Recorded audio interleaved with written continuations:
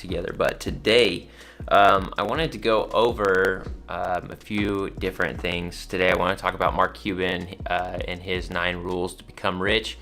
And I think that's super applicable, whether you want to be rich or not. I think, if you do follow these rules and you have all this money and you hate being rich, give it away. I mean, it's as simple as that. If you don't want to be wealthy, that's fine. It's not a sin to be wealthy.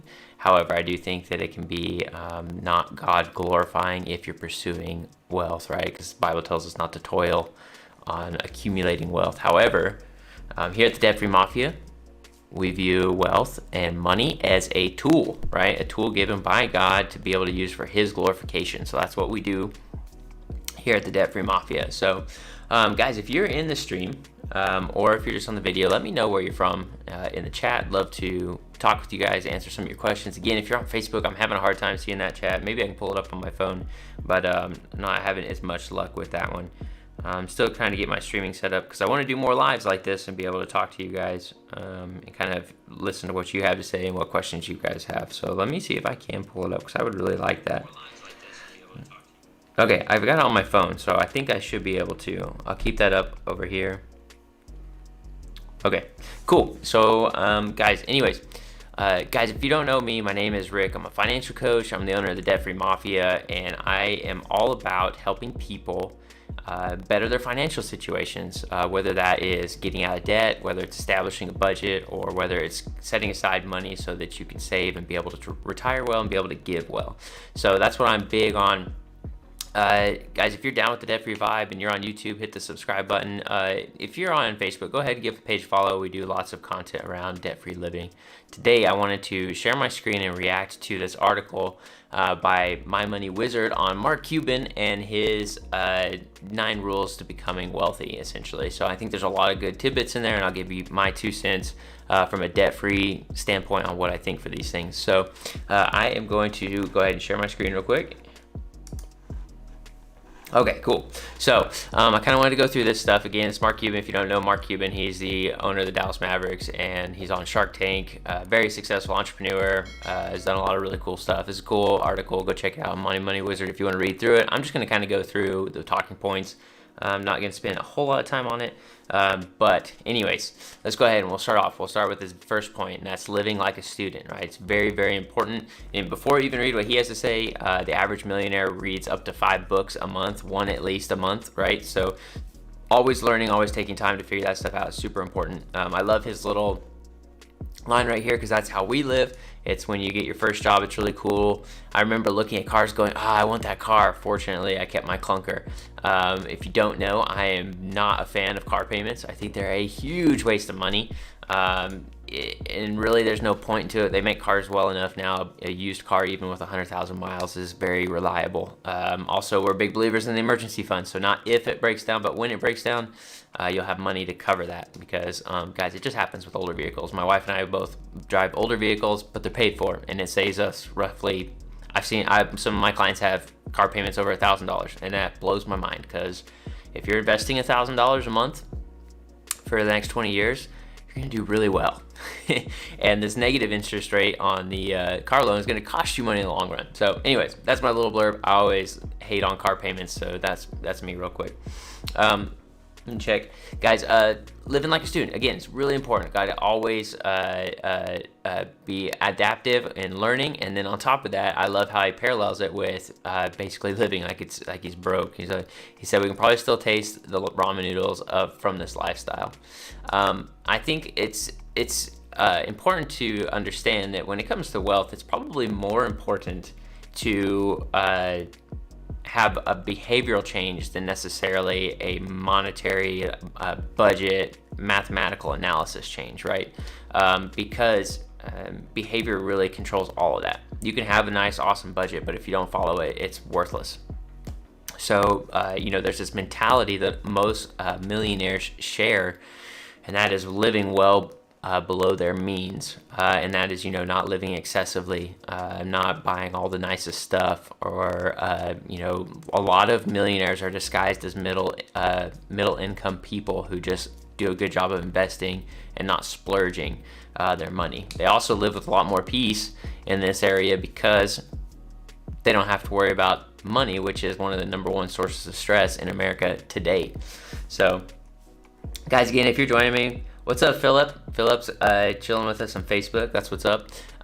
Guys, again, I think that's a really good, important subject, is living below your means. Okay, this is another one, which I thought I didn't know this about Mark Cuban, but he was not a fan of credit cards.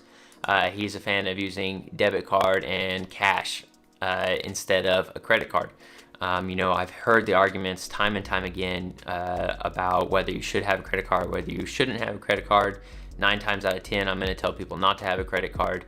Reason being is because the statistics back up that people are not responsible with credit cards. Everyone says, hey, I'm going to pay this off at the end of the month, and then they don't. And then it ends up costing interest, and that interest builds. And then I think the average millennial has around $15,000 to $17,000 in credit card debt, which is astounding. That's way too much. So stay away from those credit cards. Save up to 6 months of income. That's pretty good. What we recommend, I recommend people to save up 3 to 6 months worth of expenses. So this is 3 months of rent, 3 to 6 months of rent, 3 to 6 months of like groceries, 3 to 6 months of your electric bill. Basically your budget, whatever you have budgeted to have to pay out for that month, multiply that by at least 3. Or 6 if you want that extra cushion. We do 6 because my wife works in the oil field, and that can be volatile sometimes. And so we just want to have that little extra cushion should something crazy happen, because it can. That's just what happens here in the oil field. So he's a big fan of investing, so putting savings into a mutual fund. I'm a fan of mutual funds. Basically, if you don't understand what a mutual fund is, it's a group of funds managed by a third party to do well, basically manage your money for you. So it's kind of like you throw money into a pot, they take all that money from you and a bunch of other people that have thrown money into the pot and invest it, and basically pay you the interest that you make on it. So very important. That's something that we here at the Debt Free Mafia don't encourage until we get the debt paid off. Again, that's another episode to talk about that, but I think that's important.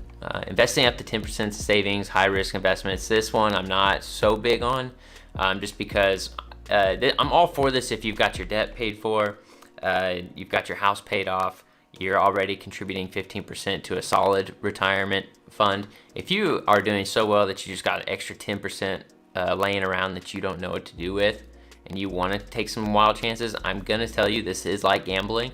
But hey, you can budget that and make it into like basically your high risk, high reward. But one thing is if you are going to invest in risky things like such as cryptocurrency or maybe some like high risk, different kinds of real estate investments, I think that's something that you've got to almost count as a loss when you are making those investments. So they're just really, really risky. And I'd rather you invest in safe stuff. And then if you have excessive, be sure to budget for it and count it as a loss when you do make those investments. So buying consumables in bulk, I'm okay with this one. I just don't think that it necessarily saves a ton. Especially if you're just trying to pay your debt right now, don't worry about this, because that requires a big upfront cost. Let's get your debt paid off. Let's get your cash flow moving back up. And once we get your cash flow moving back up, hey, then that's when we're going to start going in on buying consumables in bulk. I don't have a Sam's Club membership, but I know people that like to take advantage of it because they can buy, toilet paper in bulk or protein shakes in bulk, whatever it might be. So 7 is negotiate using cash. Cash is king, they say. It might not be forever, but negotiating using cash really does help you. A lot of times in real estate investments, somebody who can say, I'll pay cash for this house, is a lot of the times more likely to get the house, because especially if they're overbidding on the house. So what's happening right now, especially here in Texas, is there's people who are saying, you know what, we'll pay $100,000 over asking price. Well, that's great, but the fact is they're getting, that's great for the seller, but the fact is that they're getting the loan through the bank.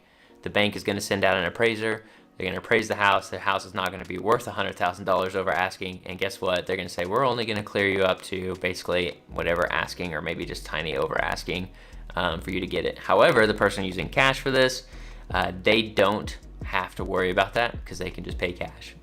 Granted, I don't recommend overpaying on a house. especially with kind of the way the market is trending right now. So let's not do that. Okay, going back to 8, read books. Again, we talked about that earlier. It's very important that you're always learning more and more and more. I do this all the time. I picked up some new books recently this month that I'm going to be reading, and then I like to finish them before I talk about them, but that's something that we'll be talking about in the future. And then Nice Works. World's Richest Dudes, it's not about money. Honestly, guys, this is really one of the best goals that you can have when it comes to accumulating wealth. Be generous.